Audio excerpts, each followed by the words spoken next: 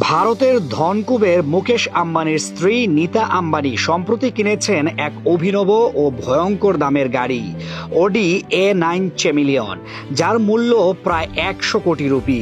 বাংলাদেশি মুদ্রায় এর দাম দাঁড়ায় প্রায় 138 কোটি টাকা। এটি বর্তমানে ভারতের সবচেয়ে দামি গাড়ি হিসেবে আলোচনায় এসেছে এবং পুরো বিশ্বেও বিরল, কারণ এখন পর্যন্ত মাত্র 11টি গাড়ি বাজারে বিক্রি হয়েছে। এই অডি চ্যামিলিয়নের সবচেয়ে বড় বৈশিষ্ট্য হলো এর রং পরিবর্তনের ক্ষমতা। মাত্র একটি বোতাম টিপলেই গাড়ির পুরো রং বদলে যায়। গাড়িটির রঙের নকশা বৈদ্যুতিকভাবে প্রস্তুত করা হয়েছে, যা একে অন্য যে কোনো বিলাসবহুল গাড়ি থেকে আলাদা করেছে।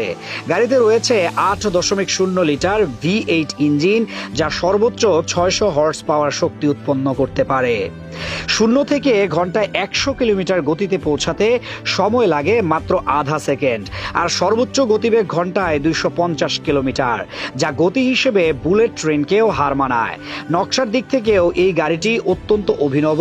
দৈর্ঘ্যে প্রায় 5 মিটার লম্বা গাড়িটিতে মাত্র 2টি দরজা রয়েছে। এই উইন্ডশিল্ড এবং ছাদ একত্রে যুক্ত করা হয়েছে, যা দূর থেকে দেখলে একে অনেকটা মহাকাশ যানের মতো মনে হয়। কেবল বাহ্যিক নকশা নয়, ভেতরের প্রতিটি অংশ বিলাসবহুল এবং আধুনিক প্রযুক্তি নির্ভরভাবে সাজানো হয়েছে। ফলে এটি শুধু একটি গাড়ি নয়, বরং ভবিষ্যতের প্রযুক্তির প্রতীক হিসেবে বিবেচিত হচ্ছে। তবে নীতা আম্বানির জন্য এটি কোনো নতুন ঘটনা নয়।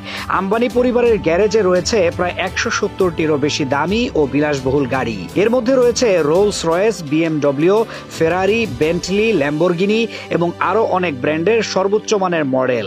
প্রতিটি গাড়ির দাম কয়েকশো কোটি টাকা থেকে শুরু হলেও 100 কোটির এই অডি A9 চ্যামিলিয়ন বর্তমানে তাদের সংগ্রহের সবচেয়ে ব্যতিক্রমী এবং আলোচিত গাড়ি। ভারতে এই গাড়ি কেনাকে ঘিরে সামাজিক আলোচনাও কম নয়।